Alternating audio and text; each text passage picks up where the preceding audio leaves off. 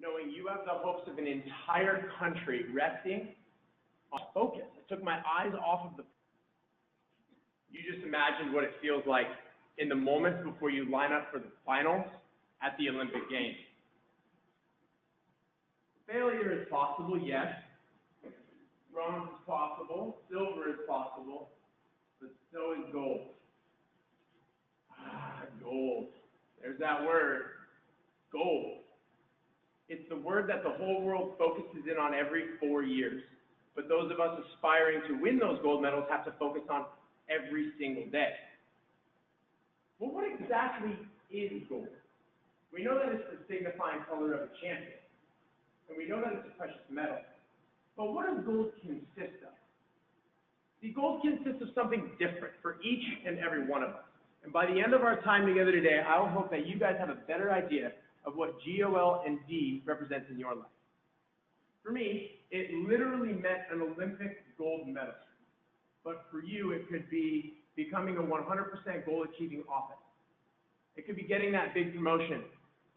Or it could be truly making a difference in a patient's life. Gold is the accumulation of years and years of hard work. But gold is also a process. You don't just wake up, jump out of bed one morning and say, hey, today I'm going to get my gold. You have to learn how to get that gold. And now when I say gold, I just mean the absolute peak of whatever it is that you are capable of. There's a reason why the slogan for the Olympics on TV and the slogan for this entire conference is go for the gold. And there's a reason why it's not bust your butt for bronze. See, going for the gold just means that you're committed to give 100% effort to achieve whatever it is that you have identified as your gold medal. In 2005, when I was 12 years old, the International Olympic Committee voted to include BMX racing into the Olympic Games, starting with the 2008 Olympics in Beijing. This was done as an attempt to draw my generation's interest into the game. BMX was the very first action sport that was added to the Olympic program. And BMX stands for bicycle motocross. It's an awesome sport that was started in Southern California back in the 1970s by kids who would watch their favorite motorcycle racers on TV. They'd grab their bikes, they'd go out into the hills, make little dirt tracks of their own, and have races. Modern day BMX consists of starting hills that are 3 stories high, jumps that are 40 to 50 feet in length, and speeds of up to 45 miles per hour. There's 8 racers on the track at a time, and the first person across the finish line wins. And that's about the only rule. I played tons of other sports as a kid. I played football, basketball, soccer, but I knew I found my passion when I discovered BMX. I loved that adrenaline rush. I loved that it was an individual sport, and that whether I won or whether I lost, it was completely on me. But most of all, I loved that feeling as you were lining up into the starting gate about to race. It made me feel alive. And my parents knew I loved it because I'd have my helmet on in the car before we even backed out of the driveway. So in 2008, fast forward a couple years, the very first Olympic Games are taking place in Beijing, China, that are going to have BMX racing. And I stayed up all night to watch the very first BMX event take place. I was in my room at 3 a.m. as I watched Team USA bring home 3 out of 6 possible medals in BMX. We won a bronze medal in the women, and we won a silver medal and a bronze medal in the men. Pretty awesome showing, right? That's 3 out of 6 possible medals. But it was kind of expected because we're the country that invented this sport. And to be honest, at the time, it was almost a little bit of a disappointment that they weren't able to bring home the gold. And I remember as I sat in my room and I watched those men receive their medals while the national anthem of Latvia played. I bet you didn't think that Latvia would win the first BMX gold medal. And as I sat there and I watched those men receive their medals, something came over me. I wanted to do that. I longed to do that. And at this time, I was 15, and I had some weights in my garage, some things that I would use to train and work out to try to get stronger for BMX. I had some posters of my favorite pros up on the wall, and some other little motivational things. But that very next day, after I watched the 2008 Olympics in Beijing, I went downstairs, I went into my parents' garage, I grabbed a Sharpie, and I wrote on my parents' garage wall, I will one day become world champion and one day win an Olympic gold medal. Now, that's a pretty big thing to identify at 15. And once I got through the part of being grounded, for writing on mom and dad's wall with a Sharpie, I was left with a message. And that was a message that I was going to have to look at every single day. I will become world champion and one day become Olympic champion. Now, at the time, I had absolutely no idea what that would take. I had no idea how to get there, and I wasn't even ranked number 1 out of the 15-year-olds on the west coast of the United States alone. Nevertheless, I knew that this was what I wanted. This became my goal. This became my gold medal. The G in gold stands for gold. Take a moment and think about in your life. Have you identified your goal, your specific gold medal? What's going to make you think, wow, I did it? And one of the most important things when you set a goal is to surround yourself with people who support that goal, right? But the thing that goes hand in hand with that isn't talked about nearly as often, is putting yourself in proper situations. Situations that can help you achieve that goal. Now here's a perspective that you might not have ever considered before. When you're a professional athlete, you are on the clock 24/7, 365. Every single decision that you make matters. And every single decision that you make affects you. Think about it. If after this I decide I'm going to go get a cheeseburger, fries, and a milkshake, that can affect my recovery levels, my energy levels, and therefore my training session tomorrow. If I decide I'm stepping out tonight, I'm going to have a few drinks, stay out late, maybe dance a little bit, that's going to affect my sleep cycle, my recovery, and therefore my training sessions for the next few days. But here's the thing. It doesn't matter who you are, and it doesn't matter what it is that you do. It doesn't matter what you've said is your gold medal. Every single decision that you make matters. And every single decision that you make can affect you too. All right, so I'm 15. I wrote on mom and dad's wall, in 4 years' time I want to line up at the Olympics. Now what do I do? Like I said, at the time I had absolutely no idea how to start, what to do, how to get moving. But you had better believe there wasn't anybody around the world who wanted it more than me. In 2009, I turned 16, which meant that I was finally old enough to begin competing at BMX World Cup events, which is the highest level of international competition that we have after the Olympics. And I remember as I got ready to race in my very first World Cup, where I would be competing against the guys that I had posters of on my wall, and the guys that I had stayed up all night just a year before to watch. I staged into the starting lane, and I was shaking. I was so nervous. These guys are my heroes. I was asking them for autographs a couple of years ago. I advanced out of my heat races, through the quarterfinals, the semifinals, somehow, some way, and I went on to place 3rd at my very first BMX World Cup, which set a record that still stands today for the youngest rider to ever stand on the podium at a BMX World Cup event. But more importantly, it was in that moment, as I stood on that podium, next to the gentleman from Latvia, that I realized, hey, I might actually be able to do this. 2 years later, in 2011, I won my first World Cup. And I backed it up by winning another one in 2012, which meant that I had qualified for the 2012 London Olympic Games at 19 years old, where I would be the youngest rider competing in our event. I want to be very clear. A lot more went on in those 4 years between me riding on my parents' garage wall and getting ready to line up at the greatest sporting event in the world. I wish that I had discovered the magic secret and then I could just pass around a box of Sharpies, tell you all to just go home and write it on your garage wall, and in 4 years' time, it's going to come true. I just left out the boring details like going to the track and training before school, then going to school and going back to training after school. Not doing fun things that most teenagers get to do, like hanging out with friends, going to prom, going on trips, because I was constantly training, practicing, watching film, and dedicating myself to try to get better at my racing.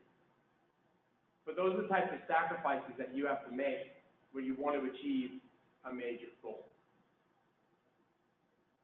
Now, do you remember that moment we talked about earlier, a little one where there's like 3 billion people watching you and hopes and dreams of the country are on you?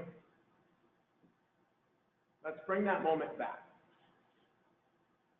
And this time, we're going to add on to it. This time, imagine that you've won all of your heat races. Imagine you've won your semifinals. And imagine that you're sitting in the starting line for the 2012 London Olympic Games at 19 years old as the #1 seed. You're in the pole position. The odds makers, the commentators, everybody has you pegged to win. You can literally see the medals at the finish line waiting to be awarded. Your dream is about to come true in one more 35-second race. And you blow it. You choke. You cheese. There are 3 billion people around the world watching you. You placed 7th out of the 8 people in the Olympic final. At the Olympics, there's 4 things you can go home with. You can go home with a gold medal. You can go home with a silver medal. You can go home with a bronze medal. Or you can go home with a participation certificate.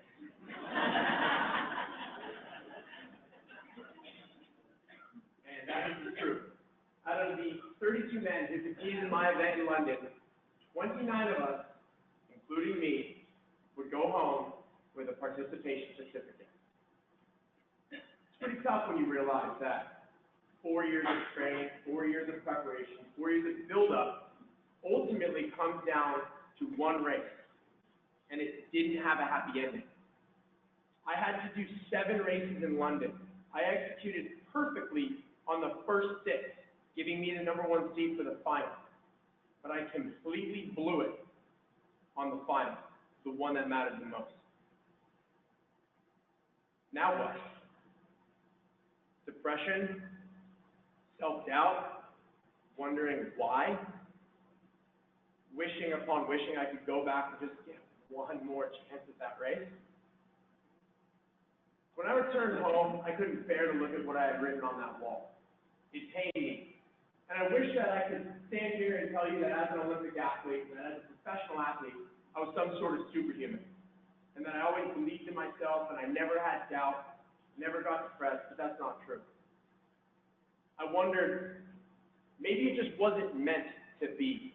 If I come that close, the medal's dangling 35 seconds in front of me, and I couldn't deliver.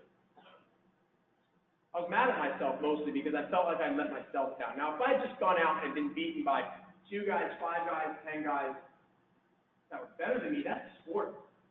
That I could deal with. Shake their hands and try again next time. But I didn't even do my best. I choked. And that was the toughest thing to overcome.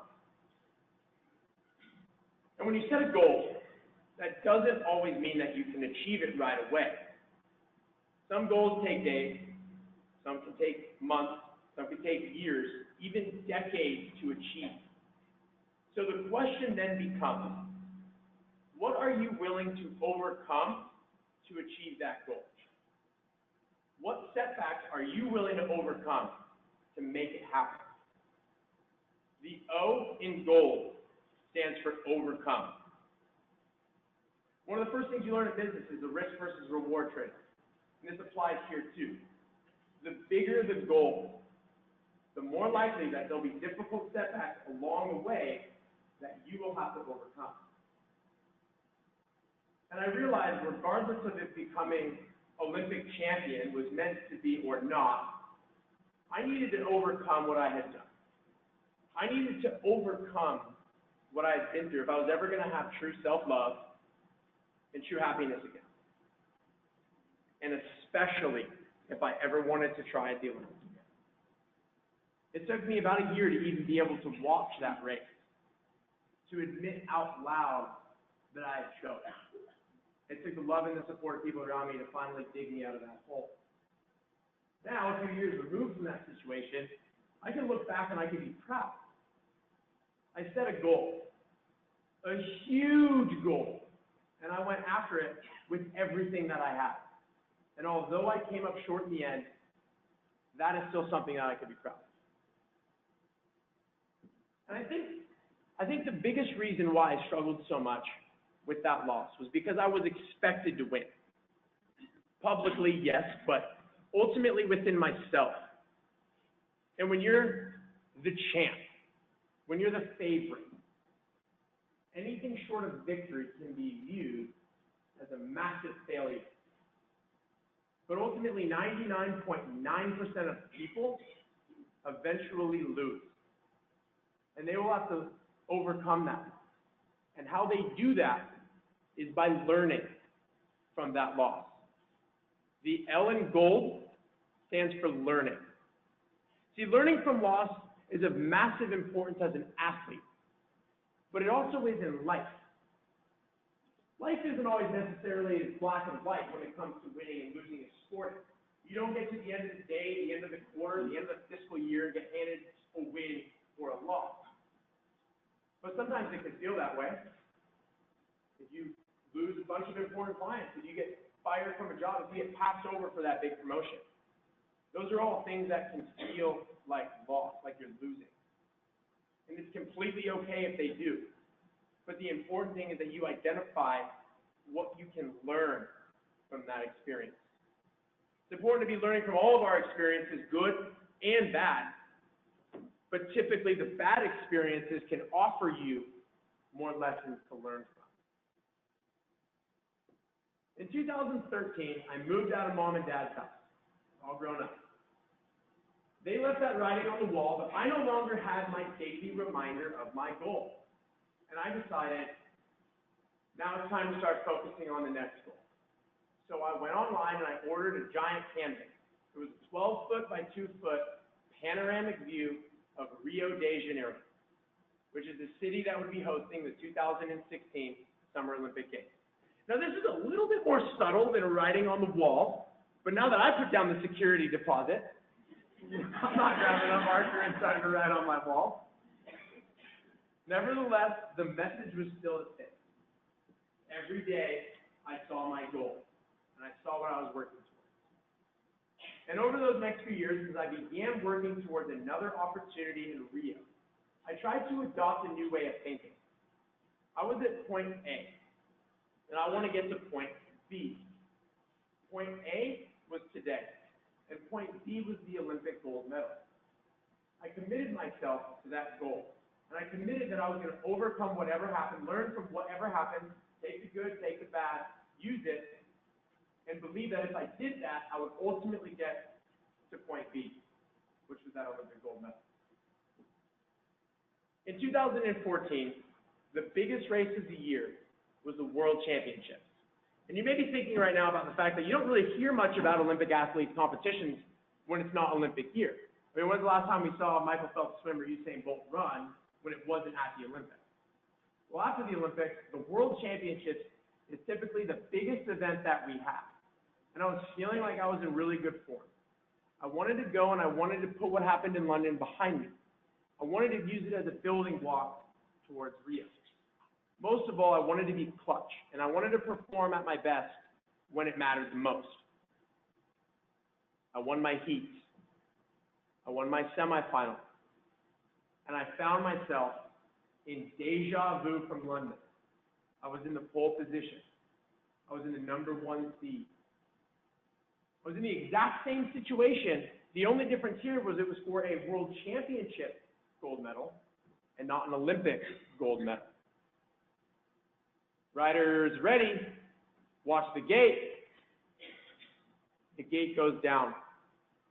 I have a fantastic start. A few seconds later, I take the lead. I round the first corner in front, meaning I have the whole shot.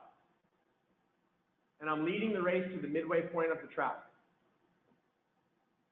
When I get taken out from behind while leading the race. Half track world champion.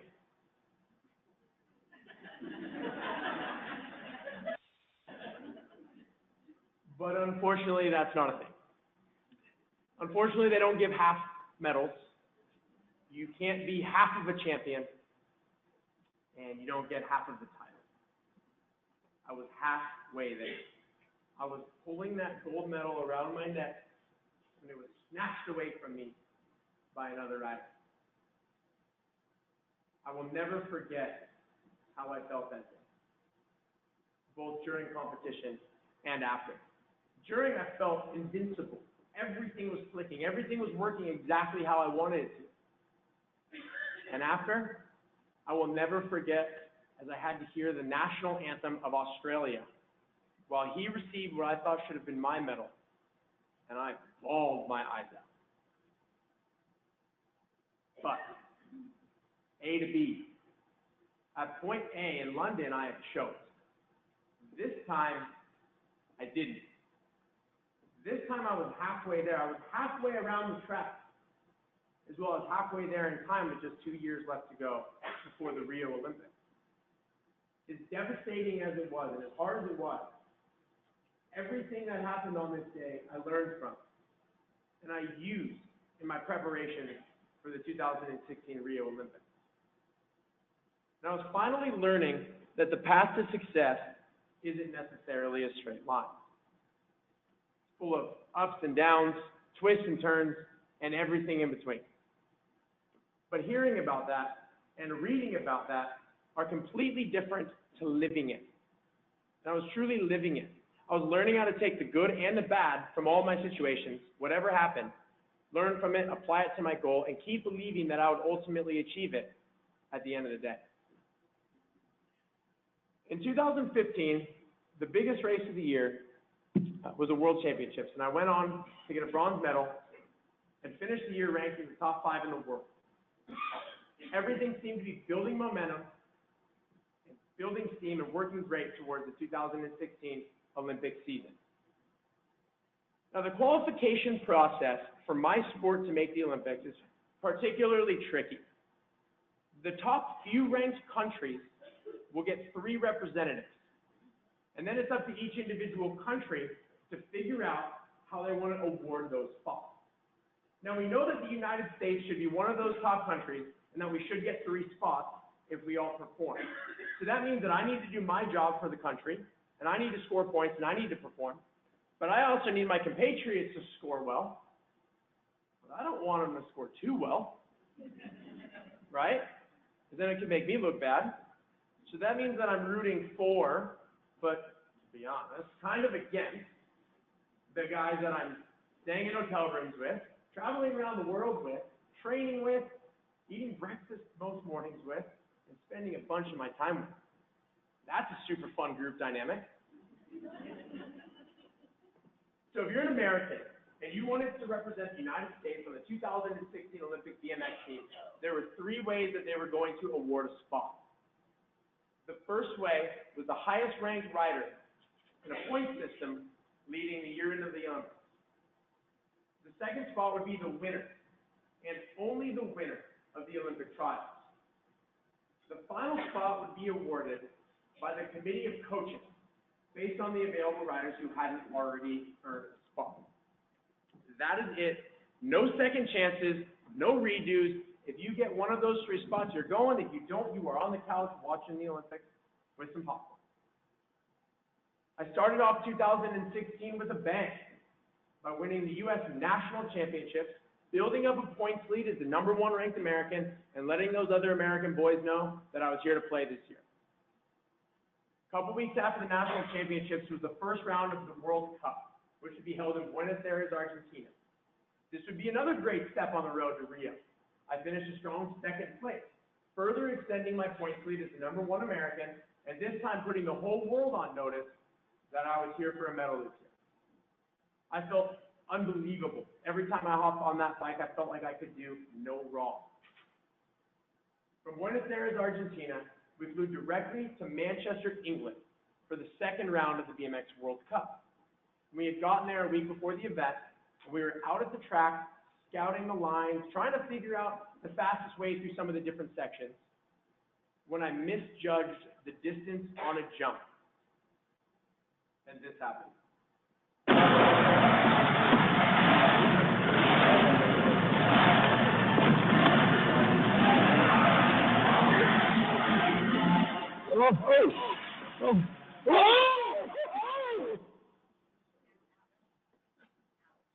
So there's a lot of nurses in here who are wondering what's going on. And I crashed into the ground going about 35 miles an hour. Instantly, I knew something was wrong. My entire lower left arm was gone. My knees all dirtied up and bloody. The athletic trainer runs over to me. Connor, are you okay? I said, I think I've broken my wrist. We should probably go to the hospital. And as I spoke those words, it began to hit me what they truly meant. I have broken my wrist. So instantly I start counting. April, May, June, July, August. 4.5 months. I've broken my wrist 4.5 months before the Olympics. So we go to the hospital and get some x-rays. And they confirm the worst. I had indeed broken my wrist. A small bone in my hand right here called the scapula. And so I switched my travel plans and I got ready to fly back to the United States the following day. And now the United States Olympic team has an amazing medical network. If you're an athlete for Team USA and you get injured, they try to pair you with the best possible hand surgeon or whatever surgeon you need, give you the best care to get you back playing or riding or competing again as fast as they can. So while I was flying back to the network to pair you with a hand surgeon that they could find. When I landed back in the United States, I was met with the news that they had found the hand surgeon. I said, great. Where are we going? They informed me that he was on vacation, on a hunting trip, and he wouldn't be available for 8 days. Guys, 8 days? The Olympic trials are in 2 months. The Olympics are in 2.5 months. Every single day counts. We got to get this fixed. Get me with someone else. They explained that this was the guy. This was the best hand surgeon, and that it would be worth waiting those 8 days rather than going and seeing someone else. So I decided to trust them, and boy, would that turn out to be true. But let me tell you, those were 8 of the longest days of my life. Not only was I sitting there with a broken wrist, but I'm sitting there wondering how badly it's broken, what's going on, not knowing if all of my hopes and dreams are falling apart right in front of me, not knowing the time frame, what's happening. I made the amateur mistake of Googling broken scaphoid. And anyone who's ever had an injury and has Googled it, they can tell you, you don't find a bunch of people online talking about how well they're doing now. 8 days. So 8 days later, I flew to Vail, Colorado for surgery, with an arm that was black and blue from my elbow all the way down to my fingertips. And I arrived in the evening of 7 o'clock, where the doctor had scheduled me at the end of his regular workday. And I'll never forget, as I sat in the pre-op room getting ready for surgery, and he came up to me, he looks me dead in the eyes, and all he says to me is, "Hi, Connor. I hear you're our best chance for a BMX medal in Rio. Let's fix you up and see if we can get you there." And when I woke up, I was by myself in a recovery room at the hospital. And I thought that was odd, because my father had come with me for surgery, and I figured that he would be there when I woke up.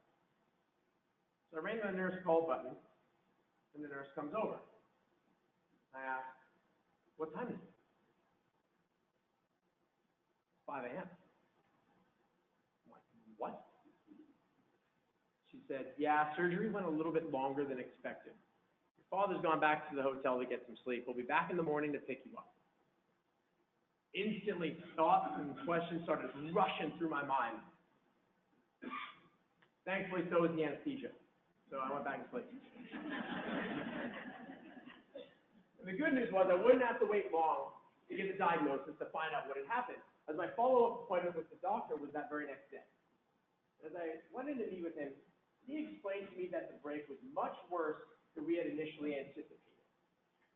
While I was under, he ended up having to call six, seven other surgeons to try to figure out the best thing to do with this injury and the time frame that we were looking at to try to get back on a bike. What had happened was my skateboard had gone avascular, meaning the bone had died. There was no more blood flowing to the bone. So he ended up doing what's called a vascularized bone graft, which means he cut a piece of bone from my wrist, screwed it into the dead bone, with the hopes that the blood would transfer from the live bone down into the dead bone. But then, due to the time constraints, he filled the hole in my arm with a cadaver bone and anchored the bone graft down with 5 extra screws so that I could maybe hold on. And while all this was being explained to me, I really only wanted to know one thing. How long? Every doctor's favorite question. How long is this going to take? When can I get back on this bike? They explained that with this type of advanced surgery, they don't really know. There's not, a set time frame that they can give you. So it could be 3 months, it could be 6 months. It just all depends on how fast the blood transfers. He said there's also the possibility that the bone graft doesn't catch and that bone dies. And then I would have to get my wrist fused, locked into this position forever, possibly ending my career. He explained that I will certainly miss the remaining World Cups, the World Championships, and the Olympic trials, but there was a slim chance that I would be healthy enough for Rio.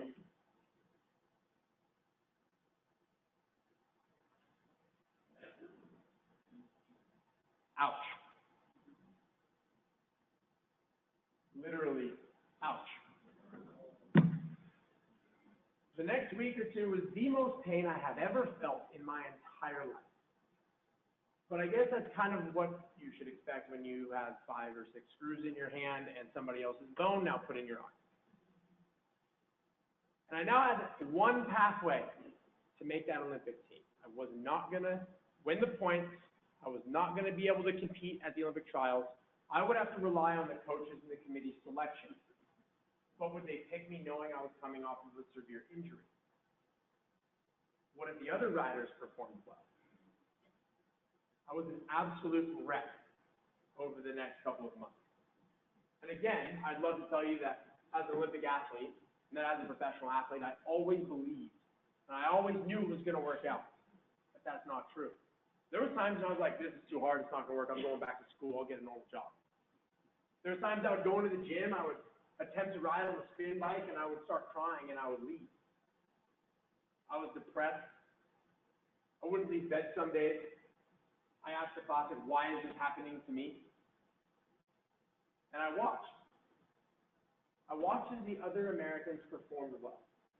And as my point fleet got smaller and smaller and smaller, and eventually I was passed.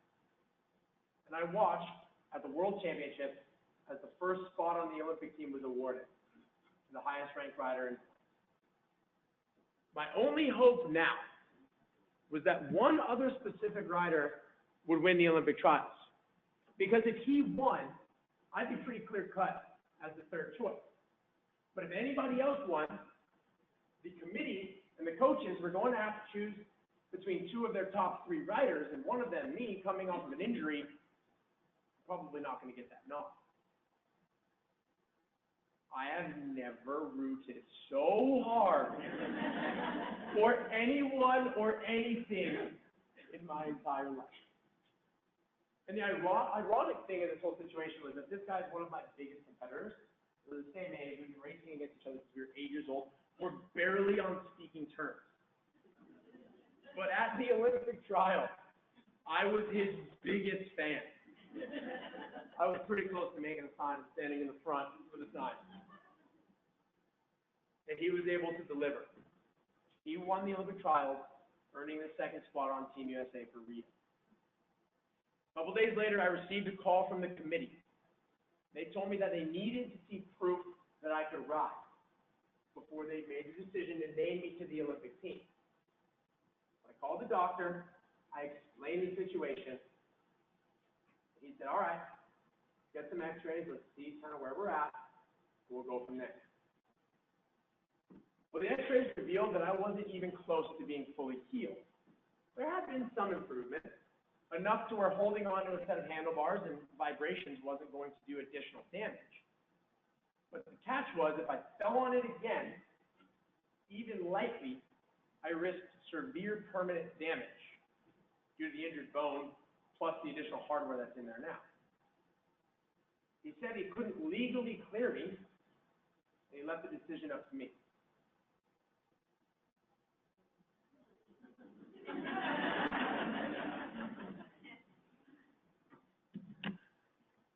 So I had a decision to make. And I chose to back myself. I chose to bet on myself and believe in myself and trust that I wasn't going to make that mistake again and go down. And so I hopped back on that bike, scared as hell, but just a couple of days before I had to prove to the United States Olympic Committee that I was the best person to name to this Olympic team. And now at this point, I had set my goal almost 10 years earlier. I had overcome so much to get to this point. I had learned exactly what I thought it was going to take. And throughout the entire process, no matter what happened, I stayed determined. The D in gold, it stands for determination, which is the glue that holds everything together. Without that determination, none of it works. And the announcement was made naming me to the Olympic team, despite many people not thinking that it was the right decision. I got tired of reading about it, and I made one of the best decisions that I made throughout this entire process. I deleted all of the social media off of my phone. I deleted all of my social media, period. Forget what anybody else says. Forget what they think. I'm going to focus on me. And I now have 8 weeks. 8 weeks between jumping back on that bike and getting ready to race in Rio. I better make them count. I do not want another participation certificate. And for anybody who has ever felt what I felt that summer, there is no better feeling than feeling 100% committed to a goal and absolutely hell-bent on achieving it. Every single day, I made improvement. Every single day, I worked as hard as I could. And every single day, I got a little bit better. So much so that by the time we were actually getting ready to fly down to Brazil, I felt like I had a chance. I would have to be at my absolute best, but I had a chance. And really, a chance is all I ever wanted. Just a couple months ago when I was laying in bed crying, I didn't think I was going to get this chance. And before we went down to Rio, I didn't exercise with my sports psychologist, and I felt made a huge difference with my preparation for the games. She had me go back and watch the previous 2 Olympics, Beijing and London. She had me watch the event. She said, don't watch one particular rider, just watch the event and tell me what you see. And I saw people riding way over their head, making crazy and silly mistakes that they wouldn't normally make, crashes everywhere, and people just not handling the occasion. I also noticed that no matter what happened in the heat races and in the semifinals, there was no direct correlation to the outcome of the final. I looked at London, where I'd won everything all day and I finished 7th. And the eventual winner had been doing okay, but he did enough to get into that final. And then when he got into that final, he made it count. And that was a really big realization for me. 4 years of buildup, but really it's a lifetime of buildup. a lifetime of training, a lifetime of preparation, ultimately comes down to one day, to one race, but ultimately it comes down to one moment. And who can handle that moment? So I prepared for that moment. Every start I did in training, in my head was the Olympic final. Every weight I lifted in the gym was the Olympic final. Every morning eating breakfast, I was thinking about the Olympic final. Don't tell my girlfriend, but when we were hanging out, I was probably thinking about the Olympic final. By the time we got ready to fly down to Brazil, I had run through that race in my head thousands of times. And as we got down to Brazil, I was super excited. And I couldn't wait to get going. Let me tell you a little bit more about what it's really like for an Olympic athlete at the Olympics. It's kind of horrible. You have knots in your stomach for a week. Sleep, good luck. You have trouble eating the whole time you're there. Just stressing, knowing that all of this comes down to tomorrow. Everything in 17-year career comes down to today. The night before my competition began, I went down to the dining hall with my coach. I made this beautiful plate: chicken, rice, vegetables, no dessert, no sweet, water. It was like a dietitian's dream. I sat there and I was like cutting it up, stirring it, a little salt, a little pepper, a little more stir. But I wasn't eating it. Coach looked at me, he's like, "You gonna eat?" "Oh, Coach, I'm too nervous, I can't eat." "God, you get something in you. I don't care what it is, you need fuel, just eat something, anything." So the night before my competition began in Brazil, I ate 2 slices of pepperoni pizza and a Pop-Tart.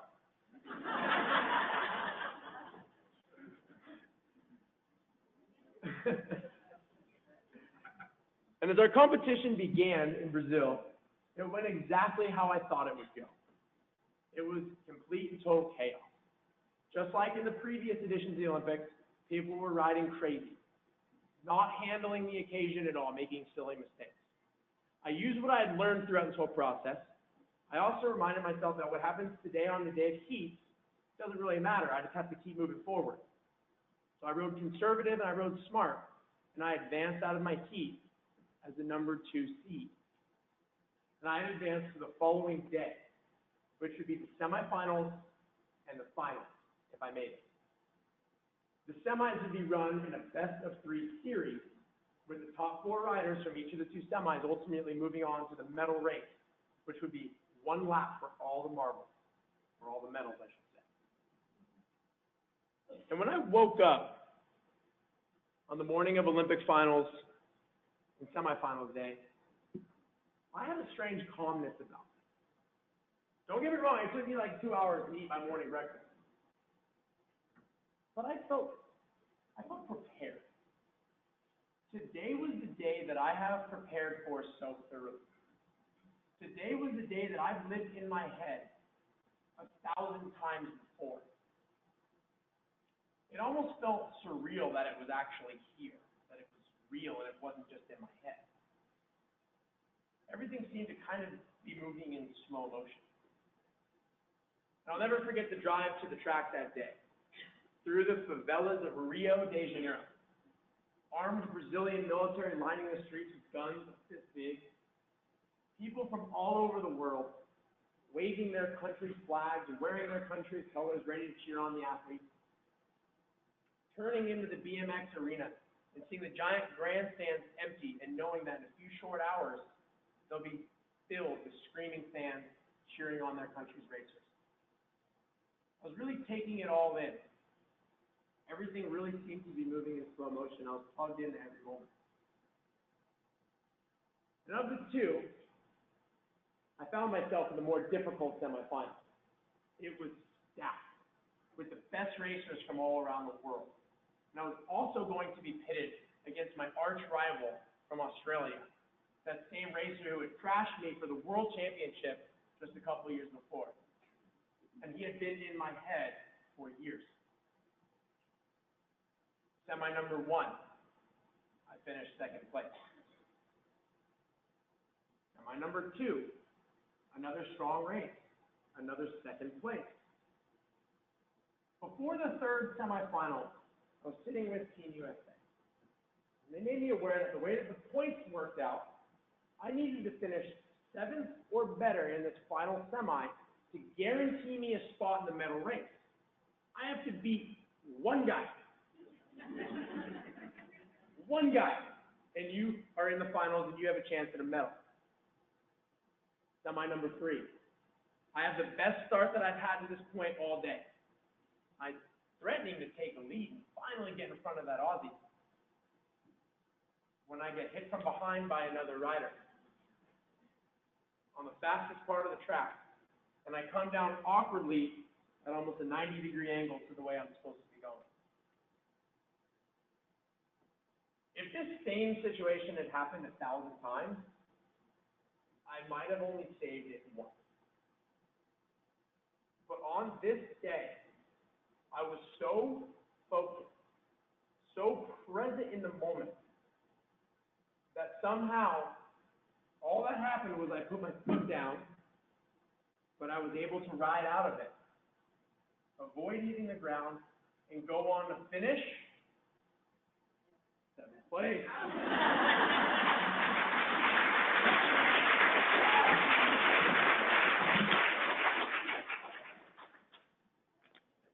Which meant that I had earned a spot in the 2016 Olympic finals. This meant that I had a chance to race for a medal. However, starting position and the starting grid is based on your previous lap. My 7th place meant that I would be starting on the outside of the starting grid, which is generally known as the worst place to start. And it's the opposite of the pole where I had started in London.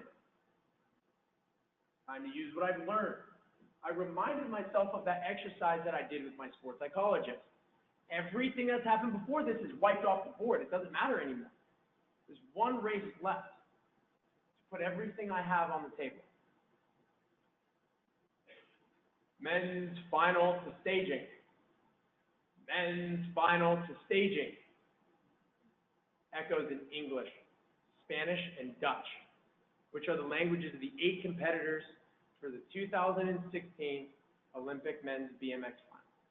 2 American, 2 Australian, 2 Dutch, a Colombian, and a Canadian. And as we are corralled in the starting lane, getting ready to take our places on the block, my coach comes up to me. He looks me dead in the eye, and he says to me, "Connor, do you remember London? Do you remember how that felt, and how that's felt every single day since then? This is your chance to make it right. Go get it." And I have never before or since felt what came next. It was the strangest, coolest mind and body unison that I have ever felt. I was so hungry for success in that moment that my body actually started feeling hunger pains. I wanted this so bad that I went from not hungry at all to famished when he said that. And everything slowed down again. And as we take our place in the starting blocks, and I'm lining up on the outside, I'm in the middle of the biggest moment of my life. But I felt strangely calm. I felt relaxed, almost. Kind of like I was just sitting on the couch at home watching TV.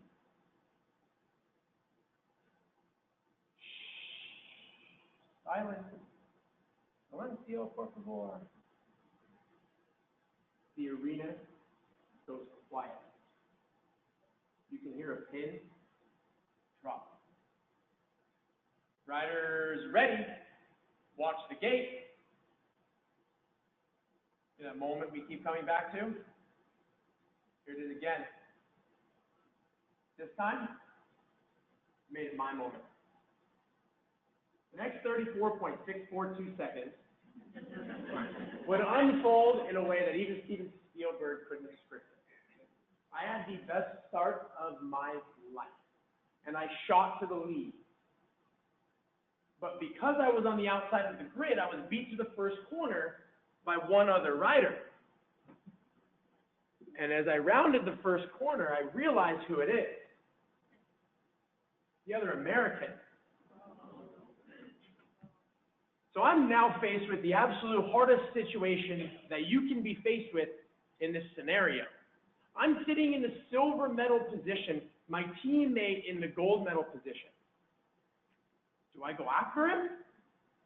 Do I attempt to pass him and run the risk of crashing myself and taking myself out of the race? Taking him out of the race?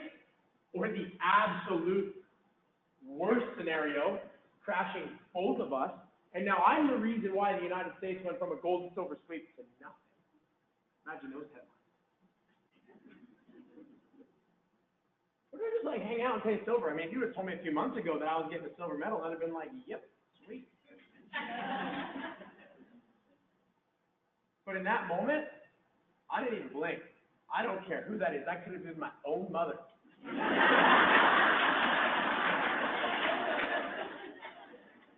I did not go through depression, injury, surgery, pain, failed attempts, dedicating everything just to settle. My family, my parents, my sponsors, my coaches, everybody in my team didn't do all the hard work that they did just so I could settle, even for a silver medal. So I went for the gold. And I was able to pass my teammate without interfering with his race or mine, take over the lead. And I had one moment throughout the entire race when I wasn't completely and totally focused. The only other moment that I remember from the race. As I rounded the final turn, I was like, I'm winning the Olympics. Focus. I told myself, focus. I locked back in. I was able to focus, and I was able to cross that finish line. Now imagine the feeling of crossing the finish line and becoming Olympic champion. Imagine the feeling of stepping up onto that podium as they raise the U.S. flag and they play that national anthem. Imagine seeing your father in the stands behind you. The man who drove you to practice every day as a kid, who's been with you every step of the way throughout this entire journey, crying his eyes out. Imagine trying not to cry yourself because you don't want to be the next internet meme.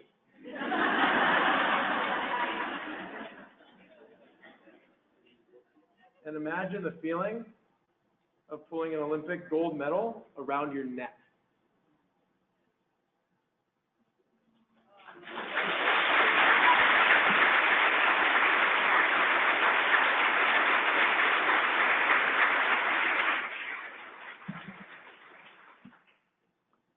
As I sat up on the starting line that day,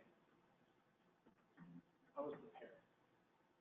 I was more prepared than I was in London. I learned. As I rounded the first corner, I thought about settling. Don't ever settle. Always go for the goal.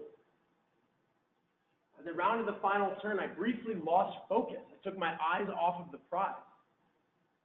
It's not over until you've signed on that dotted line or you've crossed that finish line. Don't take your eyes off the prize. Now, when you look at this Olympic gold medal, you don't really see everything that it is and what it consists of. On the outside, yes, it's pure gold. But it's actually been over 100 years since Olympic gold medals were made of pure gold. Olympic gold medals now are actually made of 90% silver, with a coating of just 6 grams of gold around the outside layer. And I think that that is a beautiful representation and a perfect metaphor for what they are. Because when you watch the Olympics, you see that golden outside layer. You see the perfect race. You see the perfect execution of a routine or the perfect game by a team. But what you don't see is what's on the inside. The courage it takes to set a goal that big. How strong you have to be to overcome everything that's going to get thrown your way along that path. Learning from all of the mistakes and the failed attempts along that way. And the determination that it takes to stick to a goal like that for years. The final product may look and it may be golden, but the process by which you get one of these isn't pure gold. Now, the entire day, I thought one of the strangest things was my coach's choice of final advice. Normally, in that pivotal final moment before a big event like that, it's a word of encouragement. You got this. I believe in you. Come on. Maybe it's something technical. Hey, hit this corner a certain way. Hey, really focus on your start. Normally, in that final pivotal moment, it's a pretty big no-no to be like, hey, man, remember last time you were here, you screwed up? So I asked him, why did you say that to me? And he explained to me that in that moment, that he felt like that's what I needed to hear most. That it would remind me of everything that I've learned and just how far I've come. And that it was the most powerful thing that he could say to me in that moment. And he was right. This is my story, and it's still being written with hopefully another exciting chapter in Tokyo this summer. But throughout my athletic career, I have found GOL&D to be the foremost important ingredient in order to be successful. You have to clearly know what it is you're going for, your goal. You have to be ready to overcome. You have to be open and prepared to learn from your mistakes. And without determination, none of it works. At my venue in Rio, there was a fence line that separated the athletes from the general public. It was really the only place that we could interact with our friends and family who had come down there to support us and watch us compete. And about 5 minutes after I had crossed the finish line, when I'm still out of breath, still speechless, before we went and received our medals, I was told by one of the Team USA staff members that my father was at the fence line and that he wanted to see me. And it meant a lot to me that my dad was there. He was diagnosed with Parkinson's a couple of years before the game. So I know traveling all the way down to Brazil wasn't very easy for him. And when I went to that fence line, there was barbed wire on the top. I can't get through. There's nothing we could do except for meet the fence. We put our hands together through the fence. I can't say anything, and we put our heads together like this. And he looks at me, and this is what he said. I'm so proud of you. You did it! You painted it on the wall and you made it come true!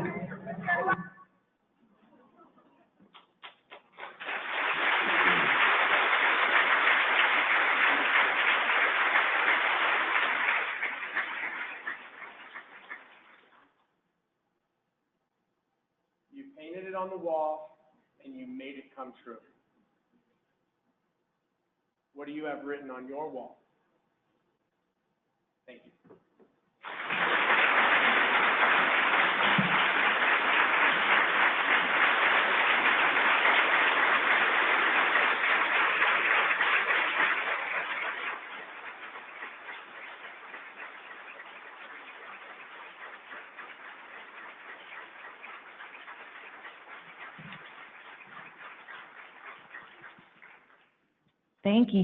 Thank you, Connor. What a fun walk through your journey. Okay, so we have a few minutes before lunch, so Connor is opening it up for questions. If any of y'all ever want to know anything about the Olympics,